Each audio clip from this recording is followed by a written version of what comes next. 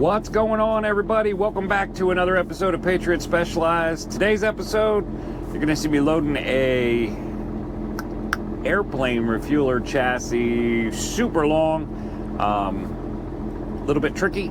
There's that word again. A little bit tricky getting this thing loaded. We're going to get that thing loaded.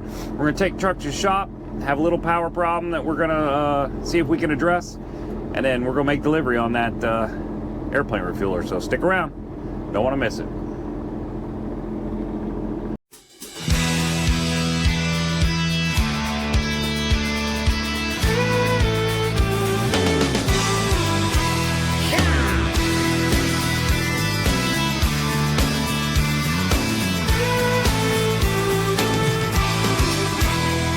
ride across these plains and prairies, Rocky Mountain highs, fade off into the distance like ghost riders in the sky. Black smoke and white line, steel horses. All right. Have my pickup. This is going to be an interesting one. What this is this is a super long chassis. My brother just hauled one earlier this week on his step deck. Sent me a picture of it, and it's pretty long. So this is going to be interesting, getting this thing up on. I think the chassis itself is 46 or 48 feet long. And obviously I have 29 on the well, in the bottom well, and then I got another 13 feet on the back deck. So you add those together, and you're coming up with 42 feet of usable space. I think we're going to have some overhang on this, but this thing is wide, so we're ordering permits anyway, so I can just order for the length and the overhang. It's not going to cost any more on a permit. It's not going to change anything on the routing, so no big deal. But it's another little layer of Specialized that I haven't touched on yet is the length. And the way you got to do this is, if you got the length, you have to permit the overall length.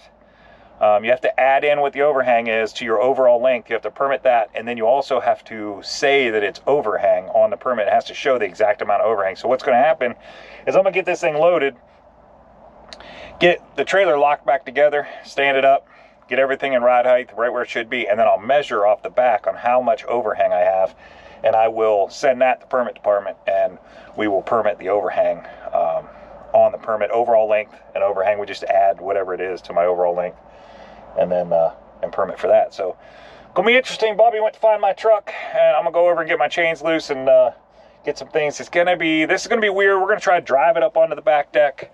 We were gonna crane it on, but there's somebody in the crane bay, so we're gonna try to drive this thing up onto the back deck. Last one I hauled like this, it didn't have an inner axle lock, so once the back axle gets up onto my back deck, I think the front axle, which is the drive axle in this case, is going to want to spin. There's going to be no traction. So we may have to do a little bit of finagling here, get some ramps out. They got a set of ramps here. We may have to do that. If it doesn't have an inner axle lock when he brings the thing over here, I'm just going to go ahead and get those ramps, because there's just no way.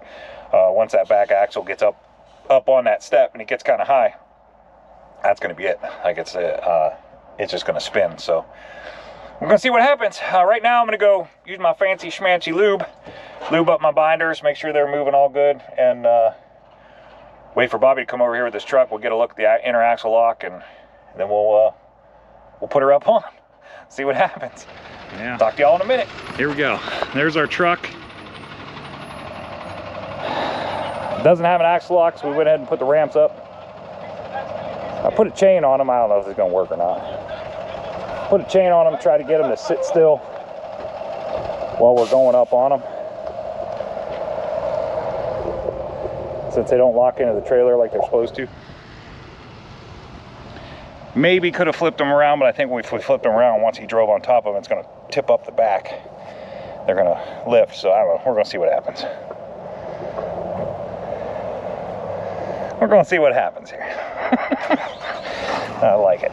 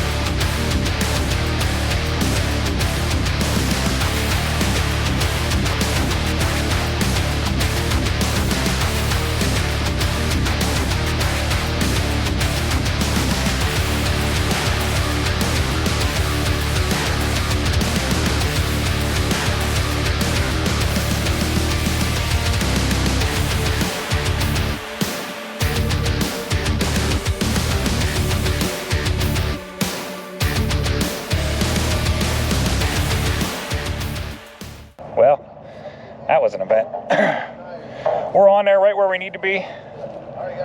This is the overhang we got right now. She's sticking out a little bit, but not as bad as I thought it was going to be. I thought it was going to be 10, 12 feet. So I'm going to get this thing chained down, get some measurements to my permit people, and talk to y'all soon. Saw the loading of that airplane refueler. What was going on there was that thing just could not get enough traction to go up the hill, and you saw, or go up the back deck. And you saw us try to do it with the ramps. That didn't work. The ramps fell down out from underneath it. That chain absolutely didn't work. Then we put a small forklift attached to the back. We're trying just to pull it, just give it a little bit of help to get it to come up onto the back deck. That didn't work. That forklift just wasn't strong enough. So then we ended up bringing in the big guns, and we got a big forklift, the big outside forklift, brought it over, and that ended up doing the trick. But that wasn't without a little bit of an event too. But we got it done, got it loaded up. Now, putting it up there was a little bit of an event, but getting it down is much easier. Obviously, gravity is your friend. The facility I was going to, I knew this for a fact, that the facility I was going to, they have a right out front of their parking lot. The road is downhill, and I knew I could. It's a very not busy road. It's in an industrial park.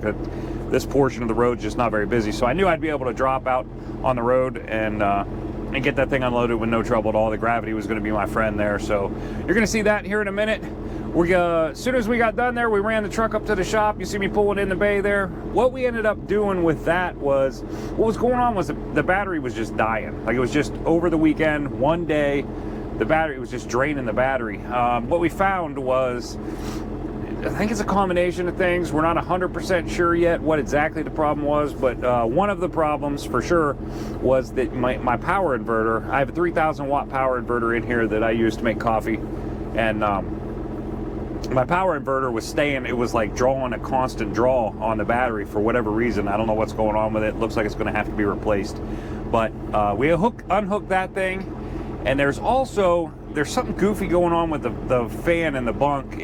Whether the switch is on up here or not, the fan stays on and continues to blow. Whether the ignition's on, the switch is off, like everything, for whatever reason, it's still getting power. And we're thinking maybe the relay's sticking open. So next weekend, when I get it at home, I'm going to try to pull that relay out, see what the batteries do then, see how it reacts, and then we'll know for sure, hopefully we'll know for sure what the problem is, or we'll at least know what the problem isn't. So hopefully I'll give you an update on that whenever we figure it out. But that's where we're at right now.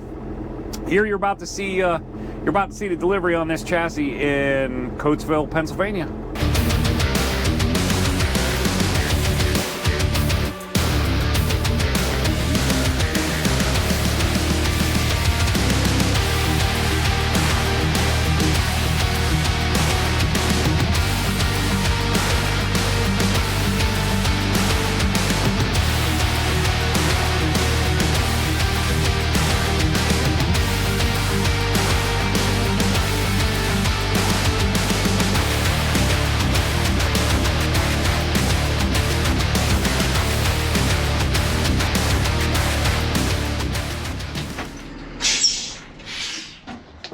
That's that. Let's go get these bills signed. Get out of here. Oh, almost died getting out of this thing. Oh, my gloves.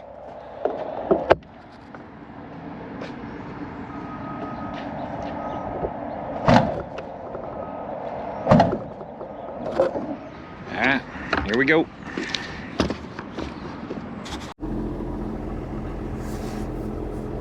Well, there you go. That's it. It's as simple as that. Now, you've seen the pickup. You saw us run up the shop. You've seen the delivery on it. Delivery went way better than the pickup. That thing came right down off there, no problem at all. Ran it over. They signed for it. Those guys out there in Coatesville, they're super cool guys. Like, they're very easy to get along with. We just pull up there, park them things, take our paperwork inside. They'll come out, walk around it real quick, make sure there's no damage, nothing looks goofy, and then they'll sign the paperwork and get us out of there. So it's a good place to go to. I very much enjoy going there. Some of the guys watch my channel, so hey guys, thanks for watching. Thanks for being so easy to get along with when we're making deliveries as well. So that being said, stay tuned for the next episode. We got something pretty cool on the trailer right now. I'm currently in Jessup, Maryland for the night. I delivered that in Pennsylvania, and then I ran down to Virginia and picked up at a military base. and heading up to Minnesota with a prototype prototype truck. It's going to be, or was going to be, a command center. I don't think they liked the way it worked or whatever, but it was the only one ever made in its style. So we're running it up to Minnesota. You're going to see the coverage of that one on the next episode. So remember, like, share, subscribe. I appreciate everybody watching the channel. I appreciate everybody who makes comments. If you want to see something, you like something, you don't like something, man, feel free to make a comment down below. I like seeing them. I try to get back to everybody as quick as possible, and I definitely like your input. So till the next one, talk to you soon.